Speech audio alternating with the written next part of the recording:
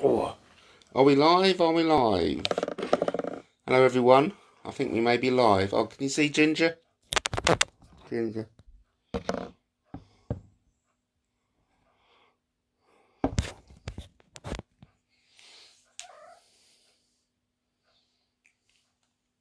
So, everyone, my name is Matt. You may know me. And tonight, I would like to talk about King Arthur. He's my favourite subject at the moment. And so, first I heard about this King Arthur was from the Rich Planet TV show, which I'm sure many of you have watched yourself. I don't know when I first started watching it, maybe 2012, 13, 14, 15, around that time. And of course, he had the interview with Anna Wilson, Baron Blackett, who were talking about two King Arthurs and how history had mistaken the two King Arthurs as one. And because, for the established historians, the dates never ever tallied up, that modern historians will always dismiss the King Arthur as a fable and a myth. But of course, thanks to Richard D. Hall, we all learned about Anna Wilson and Baron Blackett's research. And that really blew me away, that did. Knowing that King Arthur was a real historical figure. That we knew when he was born, the day he was born, we knew everything about him.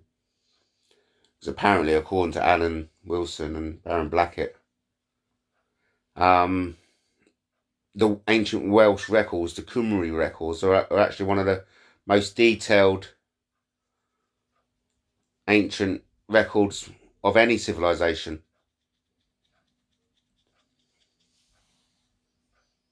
And of course, how does this get? What's the word? How does this get kind of like explained away? Well, they explain it here for the one person who's watching so far. But it's all been recorded, isn't it? So anyway, they explain away this is King Arthur thing as all the ancient Welsh Cymru records are a forgery, or like as a 16th century forgery. And so whatever is said in the ancient Welsh records about King Arthur and his royal lineage, which goes back to the Holy Family themselves, is all fake.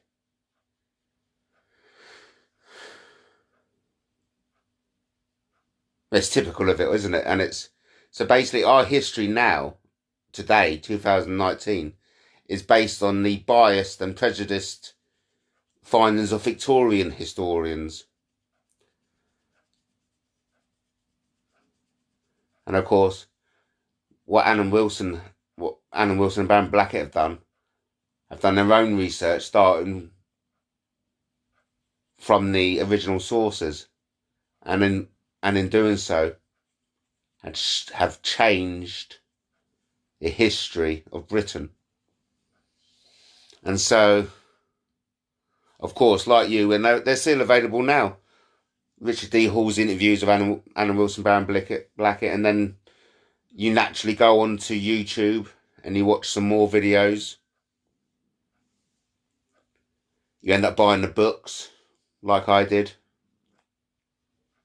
I brought King Arthur the Walking. It's a bigger black hardback book. And quite frankly, in all honesty, no bullshitting. Using it's the easiest words I can find. That book, Arthur the Walking, is without doubt the seminal, most amazing book I've ever read in my entire life. Yeah, it changed my life. King Arthur the Walking by Alan Wilson and Baron Blackett changed my life. My life's never been the same again. That's Ginger, by the way. Hi, Ginger. Say hello to Facebook, Ginger. Hey? And then that's when I found out, well, it's not really such a great backdrop, is it? The kitchen. And that's when I found out, Ginger, that, oh, and now my fatness. And that's when I found out that King Arthur was a real historical figure. And like I said many times, my world has never been the same again.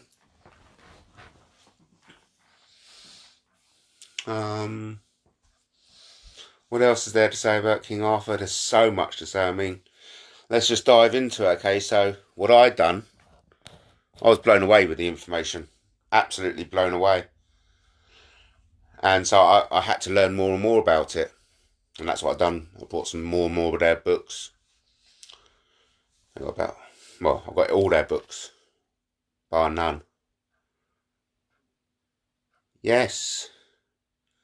Juno Webster. So, Juno Webster, thanks for saying yes. Are you familiar with the historical research of Annan Wilson, Baron Blackett? Because it's fantastic. I mean, and I'm obsessed about King Arthur, and I know I share this passion with Monica Escobar. And of course, I share this passion with thousands of people around the earth, because King Arthur is the most endearing legend Great Britain has ever got, and ever will have. It's a legend that will never go away. And to think, it's so ridiculous, isn't it? That become a king by putting a sword out of the stone. What dribble! I mean, come on. When does a king get born into a royal lineage and finds itself as a street urchin? I suppose it may have happened in history now and then. And of course, what king has to pull a sword out of a stone to become a king? And then it rises the silliness of, when does ever a sword get stuck in a stone in the first place?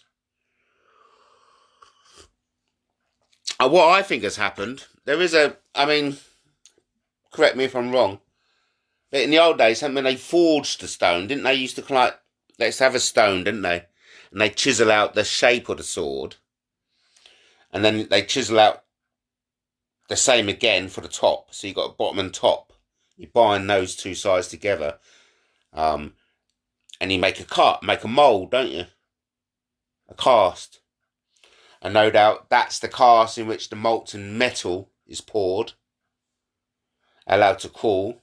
The stone is broken over, and then you've got your raw material to work with, your sword from a stone. I imagine that's how that came about, really. And also there were stories of King Arthur the First. He was born about 360 to 388. Hi, Gavin Price, yeah. Thank you. Yeah, I've never had a brother, but yeah, we all are brothers, aren't we? Really, no doubt we are. All brothers on this journey we called life. All originating from the original mummy and daddy. I can't read, mate. That's nice. So, and the other misconceptions of King Arthur, I know this was just on an article for the list first. I'm hoping to hear back from them. Hopefully they'll pay me $100. Give me $100. Unlike sick clips, I want your life savings. You can keep your spare change. Okay, yeah, where was I? So, King Arthur. I'm a bit forgetful at the moment. One misconception was Merlin. Merlin wasn't a wizard. No way was he a wizard. Where's this wizard come from? When was Merlin a wizard? He's not a wizard. Basically, Merlin's not a wizard. He's a warlord. He was a warlord in his own right. Of course, we're talking about the Celtic culture here, okay? Mobility in the Celtic area, the 5th century. Exactly, Gavin. We are all family, aren't we? We're all brothers and sisters. Yeah, quite right. Yeah. Yeah, I was out with my kids today, and it was my son and daughter. The son is coming up to 9 this week, and daughter is 13, and it's lovely watching them play together and like fart. When I say fart, that's my code word for fighting. Something I got from the Nanny McPhee movie. Farting.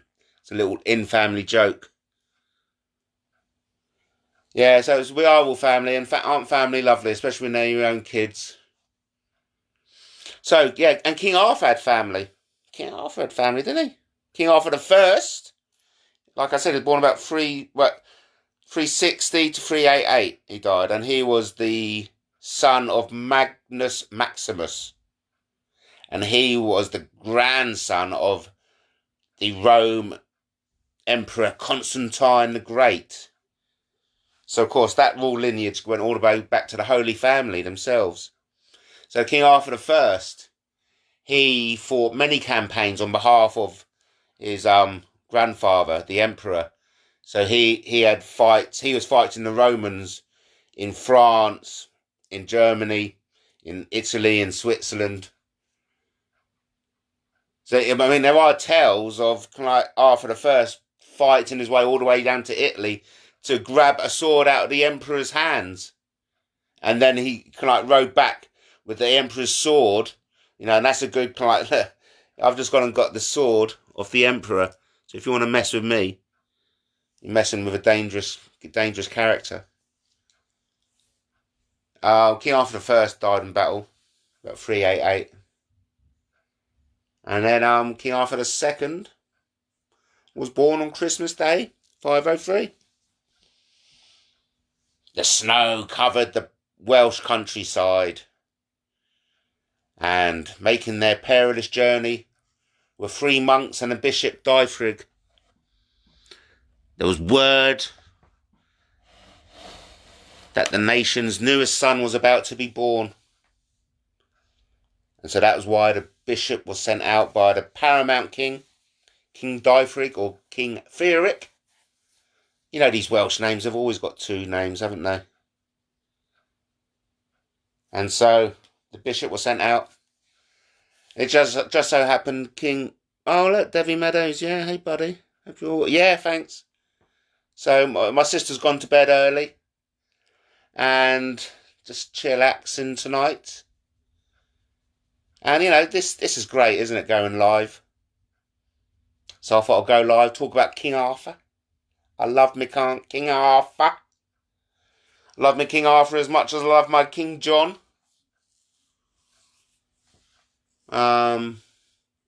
They're quiet, so that means they're busy, which is always good.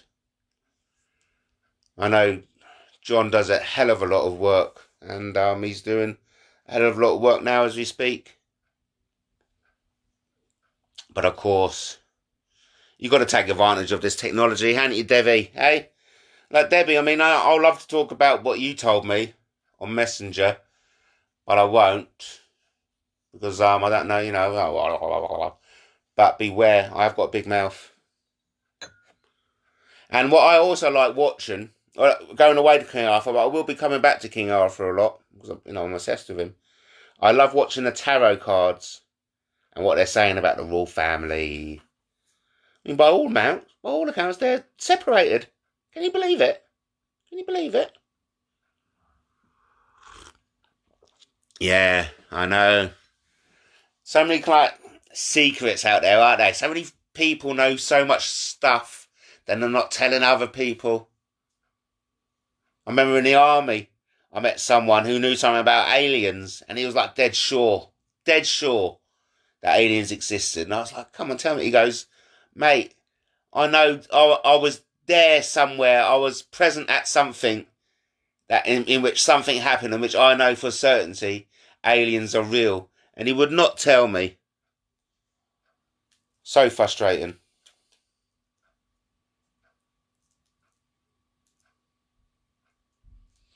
But of course, we all know everything about King Arthur, don't we? And as I was saying, the nobility in this fifth to sixth century Celtic culture is that if you're a boy, come the age of 7, you're either sent to be a priest or you're sent to be a warrior. And it just so happened, and luckily for the future of Great Britain, the young King Arthur, aged 7, was sent up to the North Welsh mountains to be taught warfare by the warlord Merlin and other old warlords of that time. So King Arthur went up there with a number of his peers, and it was like his schooling. And so from 7 to 14, along with a group of his other friends, other princes of the realm, that's what happened. And so you can see how the King Arthur story about fact and fiction have blended. And so even though we've got the name Merlin right, we've got the profession wrong. Do you know? This for me, what I've just read on my screen, is breaking news for me. It's dangerous out there. It's freaking dangerous out there. And if, funny enough, we just talked about Meghan Markle, didn't we? This is what the tarot card said about Meghan Markle yesterday. That it's dangerous for Meghan Markle. Because she's Princess Diana 2.0 in a bad way. And that's dangerous. It's dangerous for her. It's dangerous for us. But most importantly, it's dangerous for the bastards who've been committing the crimes against us.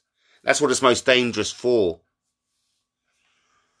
And wow, wasn't it great news to watch the news of Boris Johnson being taken to court for misconduct in public office? It's absolutely brilliant. It was something, because I sometimes use the fake news creators to do news. That, it was just like, it would have been one of them, like me doing that. I just couldn't believe it. It's coming on BBC. Yeah, very good, very good. Oh.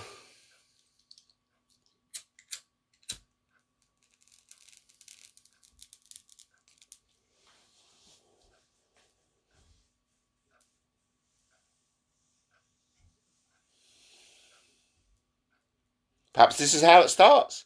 It's the drip, drip, isn't it? We had the first politician up in front of the courts, accused, well, up in front of the courts, having to defend the charge of being misconduct in office. And of course, this was, it's only happened because of crowdfunding. Wonderful. This could be the start of it. Obviously it is.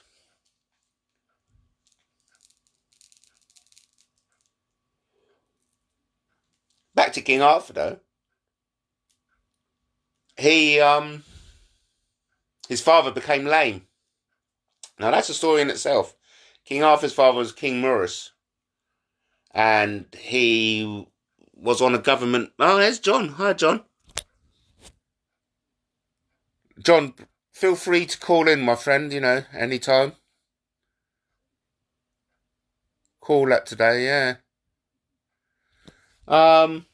There was I saw, talking about John Mahona. I was watching something about the moon, okay? Now, how the moon was represented in space, and they had the Earth turned upside down. So everything you remember in your early videos you used to do, and you used to explain to us how Easter Island and New Zealand was on the top of the world, and it's tilted, so the first rays of the new sun every day hits New Zealand, and how the world... Anyway, that was kind of like reaffirmed today by this video I was watching. So, I told you John was being busy today, and no doubt he's been busy on his Cook Street, taking the land out from under the illegal trespassers. And of course, this is what John is using to recoup all the losses that the people have lost since, we've been hoodwinked out of the trust. Yeah, John was just writing how, and it's a thing for all of us, isn't it, when we write words? The computer says no and it wants us to write something else.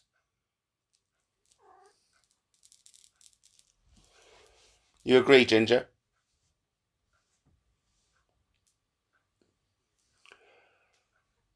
Yeah, because I was watching, there was this, I love watching YouTube, and I can get YouTube on my TV now. And I'm watching this Japanese moon orbiter, continuous footage. And so I was watching that, and, well, hang on.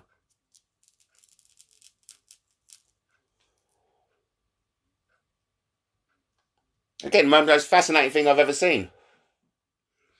because it was. You can see the rivers of water on the moon. Absolutely, you can see it as when this orbiter's going around. You can see the rivets where the riverbeds used to go, and of course, all these craters. For me, it looks as if, as if the crater was coming out, the bubbling out of the surface, because ultimately that was all molten, wasn't it? Because they're saying, well, from what I've been watching, the moon was molten, and it seems like these craters, it's as if bubbles are coming out of the surface rather than meteorites coming down and hitting it. Because these meteorites, some of these like meteorites are such perfect circles, and there's no outward debris outside. It's one of the most fascinating things I've ever seen. I have to bring the phone in close to read.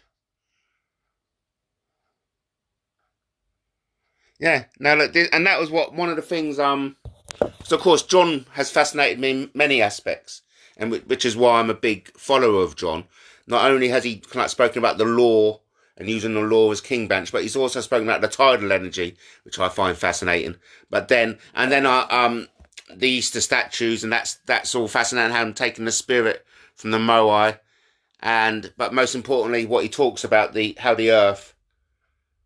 And it just reaffirms everything we know is wrong.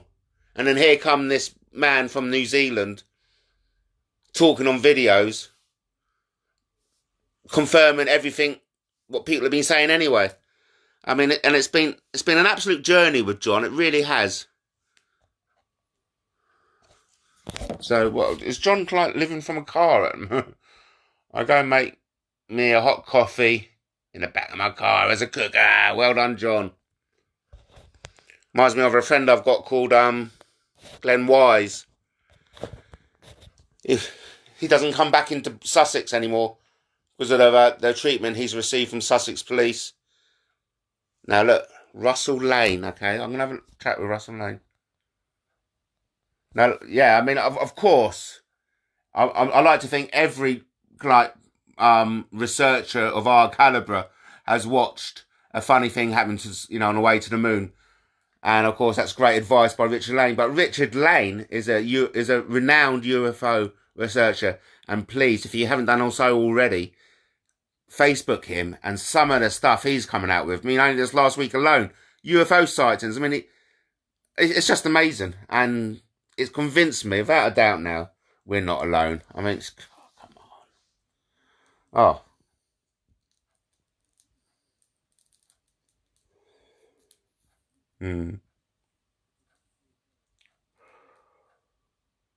Thanks for the links, Russell, and I'm sure I'm not going to look at the links now, but I'm sure it'll be very important. So I bet you that's the link for the dark side, so it happened on the side of the moon, isn't it? Yeah, and isn't it? That's proof enough. We know that they faked the shots. NASA would say that it was all rehearsal. But of course, the comeback to that is if you're going to rehearse, you may as well rehearse in orbit of the real thing in front of the moon.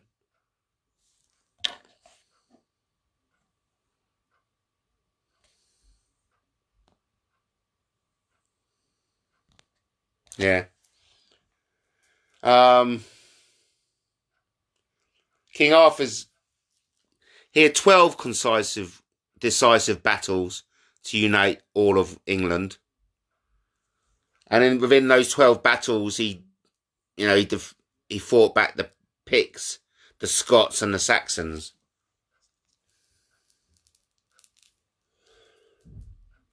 Of course, there was a moment in the reign of King Arthur. That's it, yeah. King Arthur was when he brought prosperity and unity to all of England, to his nation, and that's when he had a problem because he had a highly trained, highly skilled army, battle hardened warriors with no wars to fight. There was peace and prosperity in his kingdom. So what could a king do? King Arthur had a solution. He created the Summer Games. That's exactly what he done. And these summer fates, the Olympic Games, what we do now, the Commonwealth Games. It's all a forerunner of what King Arthur created back in the 5th, 6th century. He created a festival in the Easter time. There was 12 days of celebration, 12 days representing 12 apostles. And it was a competition in which everyone could compete in, from the lowest to the highest. And it's even recorded, in the Welsh Chronicles, how King Arthur made a point of cracking a joke when he himself was beaten. So he just demonstrated to everyone that a serf could beat a king if the serf was better at doing something than the king. And the poem is recounted throughout history because it set the tone for the games, and that was why it was remembered throughout the ages. And we'll always remember King Arthur now. He's never going to go.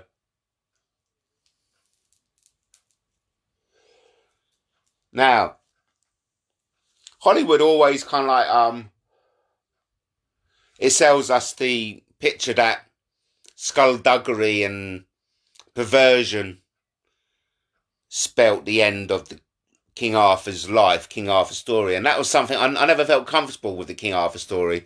I never did feel like, the Guinevere cheating on him and incest with the sister or whatever, and the nephew out to revenge.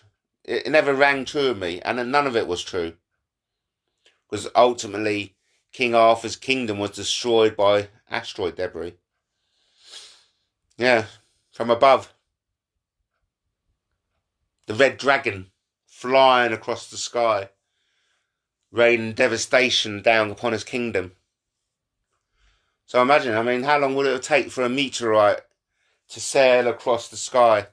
Are we talking 15 minutes of absolute... Not even that, would it? It would be a minute or two of terror falling down from the sky. It would have been Armageddon for King Arthur and his people. The end of the world. Is that why we got the red dragon on the Welsh flag? And there was a YouTube video. In fact, it may have been Russell Lane. He posts loads of stuff about UFOs, and I'll get loads of stuff from it. But there was something about they were filming a meteorite coming down, and the tail it left, and then this meteorite split into two, and it was just the most amazing thing. And obviously, that meteorite was skipping the Earth's atmosphere. Of course, it was for us to see it, and leaving a massive, wonderful trail in its wake. Just imagine if a meteorite came a lot closer, and of course that's what happened to destroy King Arthur's kingdom. So, according to Alan Wilson Baron Blackett, we believe about 567 AD, King Arthur's kingdom was destroyed by asteroid debris. I'm sure that rhymes. What could you do if your whole kingdom's burnt?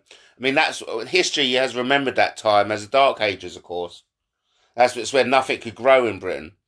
So for 7 to 11 years, nothing could grow, and that was the Dark Ages. And what happened next for King Arthur is absolutely amazing.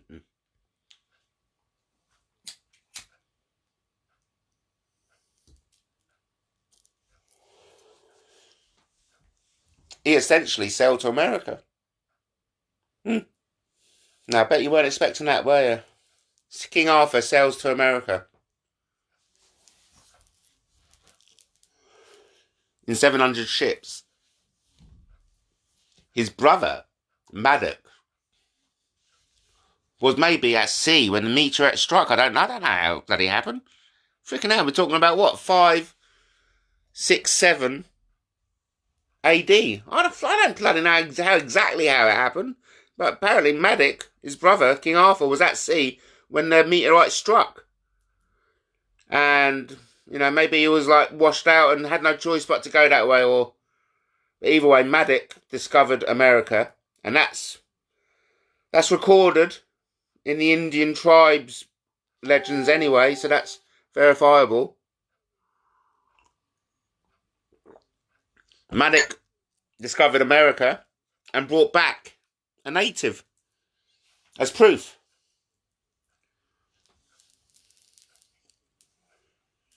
So you can just picture it, can't you?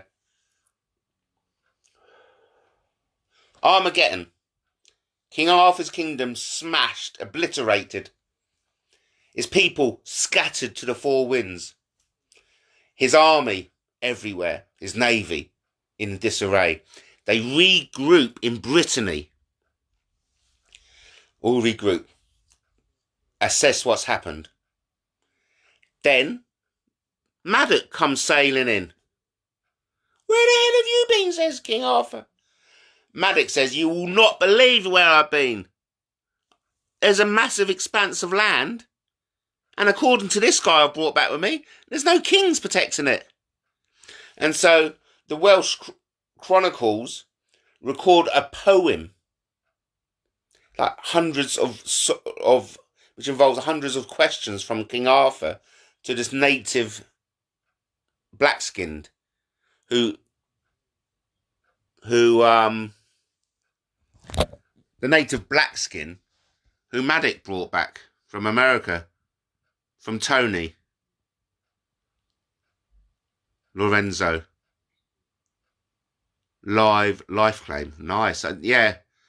I'm happy. I'd love to have someone come on and just let's talk further about this life claim. Because I know it's something everyone's doing. So listen everyone, listen up. I was in the army, you know. We got a new boy here. His name is called Tony Lorenzo. And he carries with him a life claim. And of course, all this would be involved with the Straw Man group, which evidently is slotting in quite well with John Wahona. Because he's a lot of people who are doing the new life claim, the live life claim, are also getting behind the live life claim. Yvonne Taylor, that's another lady who's very influential within the truth movement. I mean, what are we going to agree to call I mean, it's always been the truth movement, hasn't it? Ian R. Crane put the AV up, the alternative view. And I think maybe Chris Spivey done the alternative media.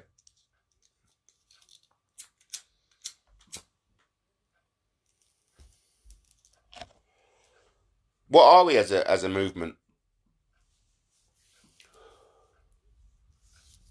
I've always referred to it as the truth movement myself.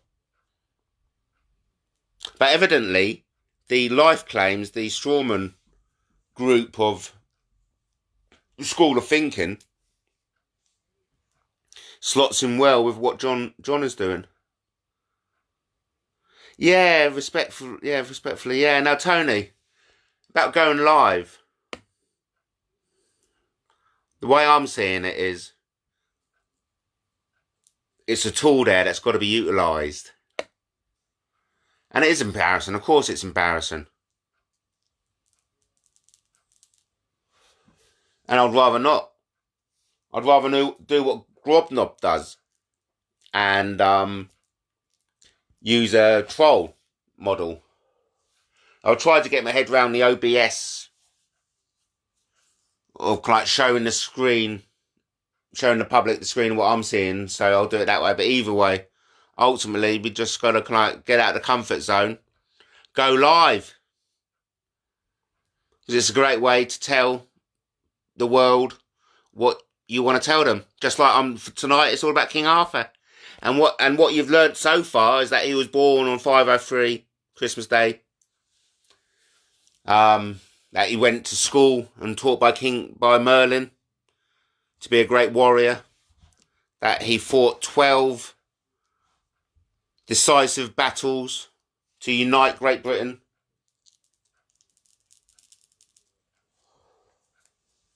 And evade the Picts, the Saxons, and the Scots.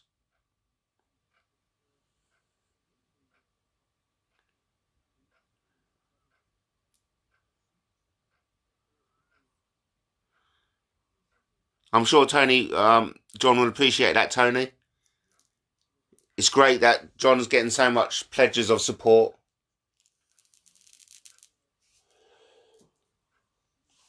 On that line of thought there, isn't it a shame that all these pledges of support John Mahone has received over all this time, for all the hard work he's put into his vision of the future, that the trolls should so viciously and poisonously target him like that. That's all right, Tony. So, Tony, I mean, do you think you ever will do a live? I mean, and of course, ultimately, because going live isn't for the viewing, it's for the fact that it's going to be recorded for you later.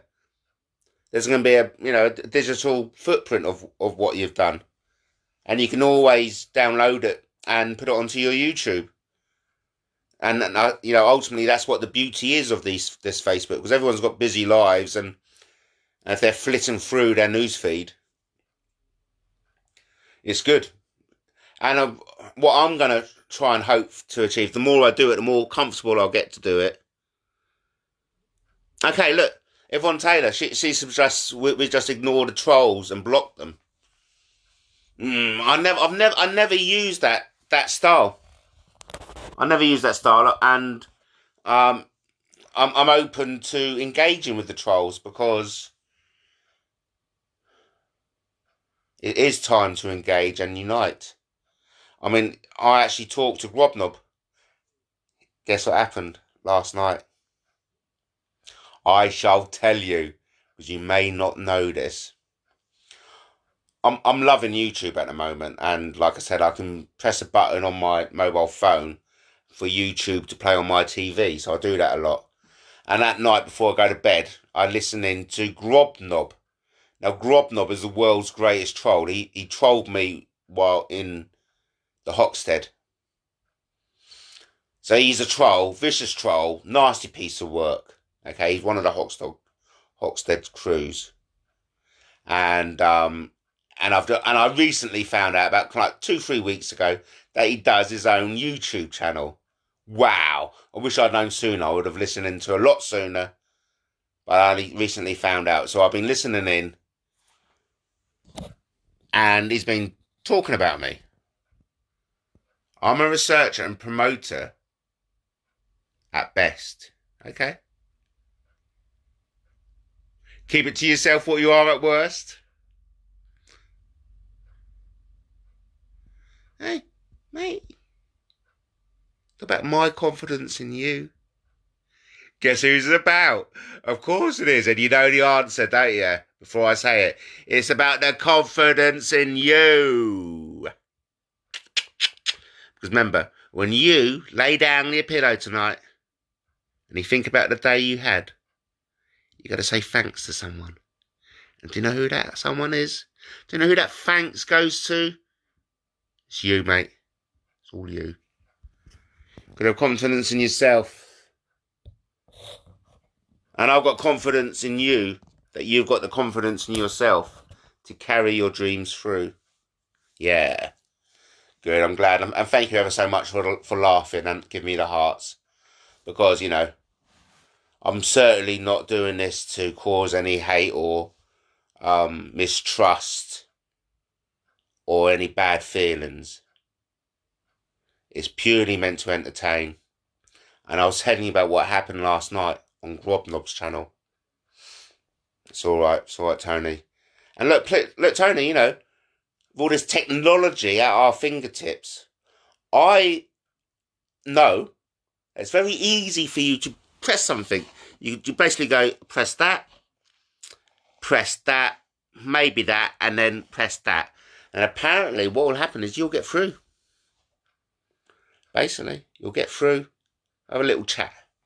Whole world will see it. Whole world will see Tony Lorenzo a live life claim. They'll see you. But of course, Tony, I'm only ribbing you, my friend. Respectfully, that's a lovely word. It's a pro word. Respectfully, I respect you, and it's something. I'm fully like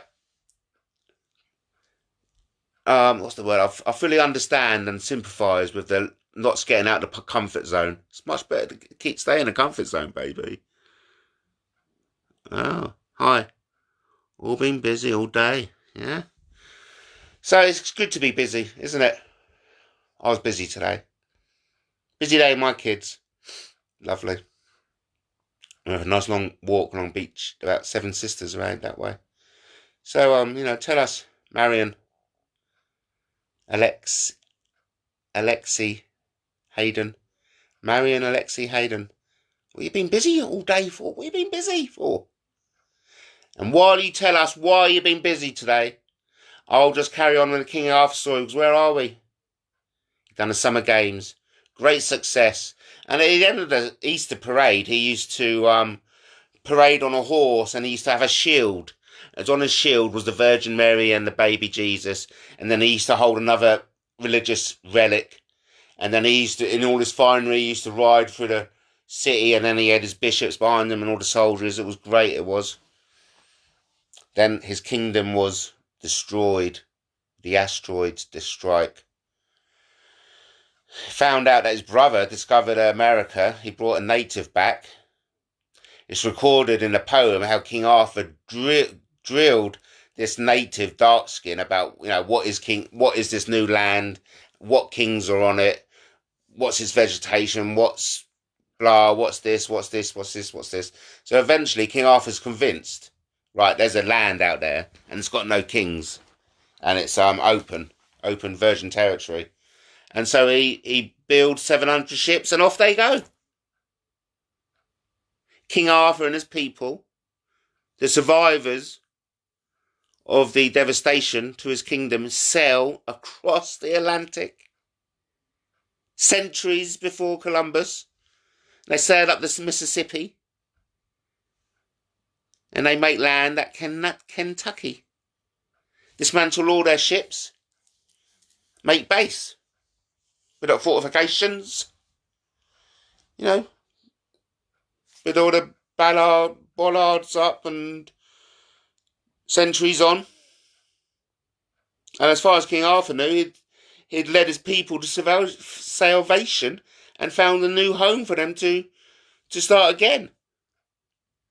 Little did King Arthur appreciate that he'd landed just right in the middle of Red Indian root country. Red Indians have been walking through Kentucky since day immemorial.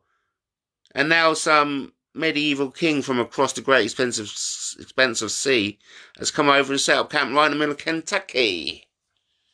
So you can imagine they weren't too well pleased. So all the Indians got together and waged war against King Arthur. King Arthur, he was no stranger to war. He'd fought 12 decisive battles in England to unite England and drive out all those barbarians, Saxons and Picts and Scots. So, of course, King Arthur did what he'd always do, is fight. Fight back. But the Red Indians had a little secret weapon. Red Indians had a deadly secret weapon that could evade all defences. And no one was safe from young, whatever his name was, a young Indian lad. Skinny, I don't know. But all he was quiet, he was stealth. And he zipped through the medieval defences. And it was after... What? Who's this? It's made a noise. It's made a noise. John is tagged.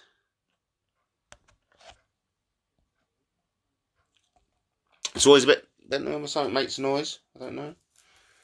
So, yeah, and King Arthur, when he took off his armour of that night in battle, that young 10-year-old little Indian, well, however old he was, I don't know how old he was. We're talking about bloody young 1,500 years ago. But, you know, he was young. It was recorded in the Welsh Chronicles as a native savage. So make that what you will. I don't think it would have been an adult because this native savage had to slip through the defences. So I reckon it would have been a young kid, a scrawny 10-year-old kid who was called into the chief's tent and said, listen, Maui, we've got a job for you, okay? You're the quickest and you're the most sly little git around here and none of us can get your hands on you. So what you're going to do is you're going to take the sword, you're going to slip into King Arthur's camp, and when he's not looking, you're going to plunge the spear right into his heart. And that's exactly what he did. And that's how King Arthur II died. Yeah. It's fucking heartbreaking, isn't it? Fucking heartbreaking. Hallelujah! Hallelujah! Hallelujah! Our Britain's greatest legend and king. He died with a spear in his heart. Sometime, what should we say? 569 AD? Put your money on 569 AD as the year King Arthur died. King Arthur II, that is. The first King Arthur fought the Romans. The second King Arthur fought the Saxons.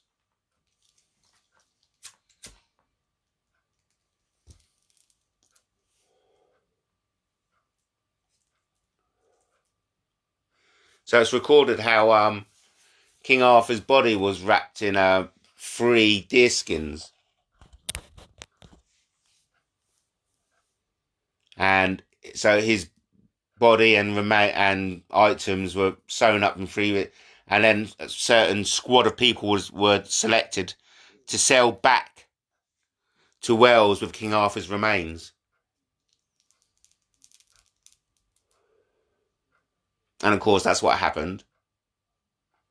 And we know the cave in which King Arthur's remains laid for a number of time before they were eventually reburied underneath the UK's earliest Christian church with St. Peter's up in in Glamorgan, South Wales.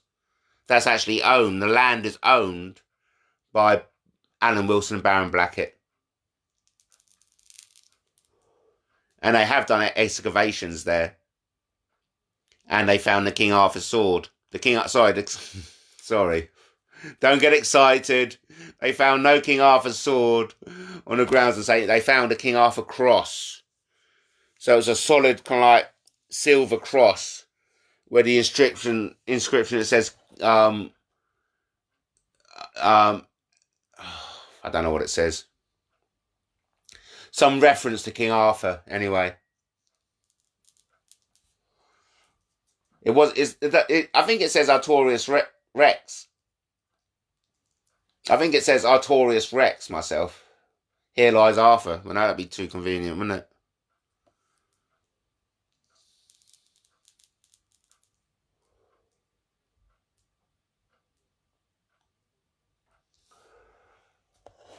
And that's essentially the story of King Arthur II and why I'm so fascinated in it. So I first heard this crazy news on the Rich Planet TV. I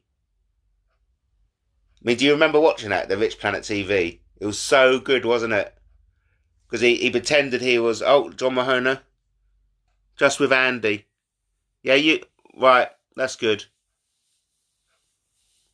Do you know, thanks for watching. I'm going to tune in for the soul of Arthur. Thanks. I'm going to tune in to Andy and John. And I'm going to do more of these.